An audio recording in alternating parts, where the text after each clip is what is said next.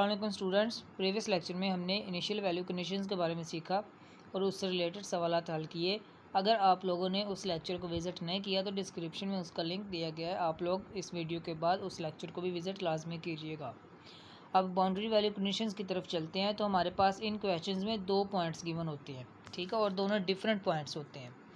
Definition है जी, एक ऐसी प्रॉब्लम है जिसमें हम सोल्यूशन फाइंड करते हैं डिफरेंशियल इक्वेशन का, such that all associated constants relate to different values of independent variable. यानी कि एक्स हमारे पास इंडिपेंडेंट वेरिएबल है और इसकी 2 डिफरेंट वैल्यूज़ पे हमने इनके सोल्यूशन फाइंड करना होता है। तो इसको हम बाउंड्री वैल्यू प्रॉब्लम या 2 पॉइंट्स बाउंड्री वैल्यू प्रॉब्लम कहते हैं। फर्स्ट वाला क्वेश्चन है जी हमारे पास, double derivative of y plus y equal 0।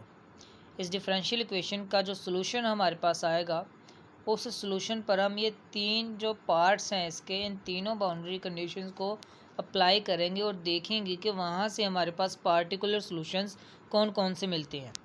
इस इक्वेशन का जनरल सोल्यूशन हमारे पास है जी y of x equal a cos x plus b sine x. इसको इक्वेशन 1 का नाम दे दिया।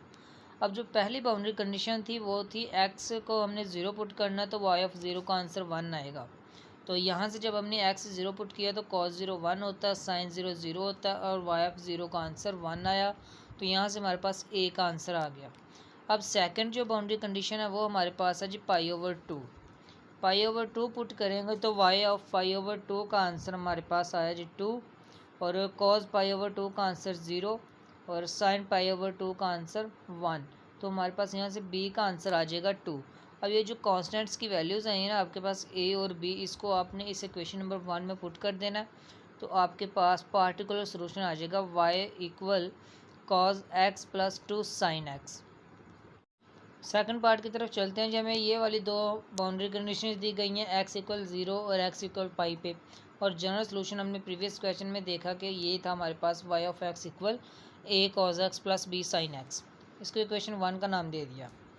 अब जब आपने बारी बारी ये दोनों बाउंड्री कंडीशंस पुट करके इसको सॉल्व आउट किया तो हमारे पास 2 आंसर आए ए के। बी का आंसर नहीं आया, बी जो है वो एलिमिनेट हो गया। तो यहाँ से आप लोग कह सकते हैं कि we can't find b, so given differential equation has no particular solution for given boundary conditions. ये मेन चीज़ है बच्चों, जो आपको बाउंड्री कंडीशंस इस पार्ट के लिए दी गई हैं, उन बाउंड्री कंडीशंस पर इसका पार्टिकुलर सोल्यूशन एग्जिस्ट नहीं करता। हालांकि इससे पहले जो बाउंड्री कंडीशंस थी उन पर इसका पार्टिकुलर सोल्यूशन एग्जिस्ट करता था।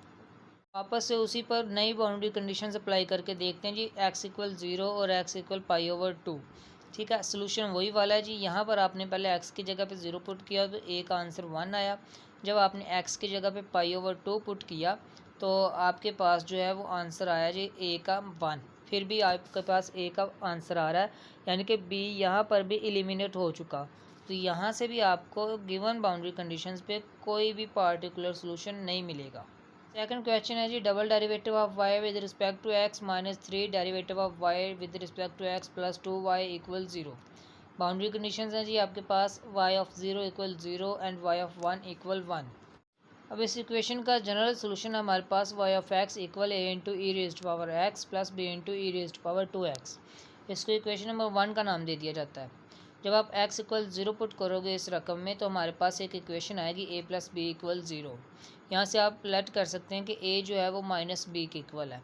ठीक है जी। फिर आप x इक्वल 1 पुट करेंगे कि गिवन इक्वेशन नंबर 1 में, तो आपके पास यहाँ तक आंसर आ जाएगा। और जो यहाँ पर आपके पास a का आंसर था माइनस बी, तो आप a की जगह पे माइनस बी को रिप्लेस कर देंगे। b दोनों में से कॉमन आ जाएगा, यहाँ पे आ जाएगा ए स्क्वायर माइनस ई, और यहाँ से आप b की कीमत निकाल सकते हैं 1 ओवर ई स्क्वायर माइनस ई।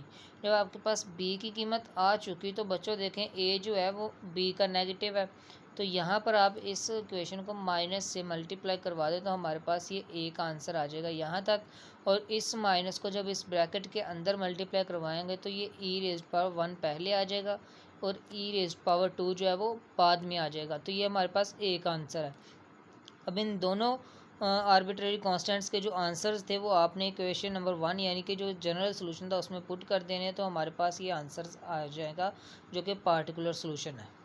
स्टूडेंट्स, डिफरेंस इक्वेशंस के न्यूमेरिकली फॉर्म में आंसर्स फाइंड करने के डिफरेंट मेथड्स हैं।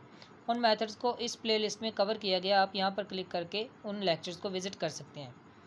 इसके अलावा अगर आप इस चैनल पर नए हैं तो इस वाले बटन पर क्लिक करके इस चैनल को सब्सक्राइब करें ताकि आने वाला हर लेक्चर आप लोगों तक बर वक्त पहुँच सके। शुक्रिया।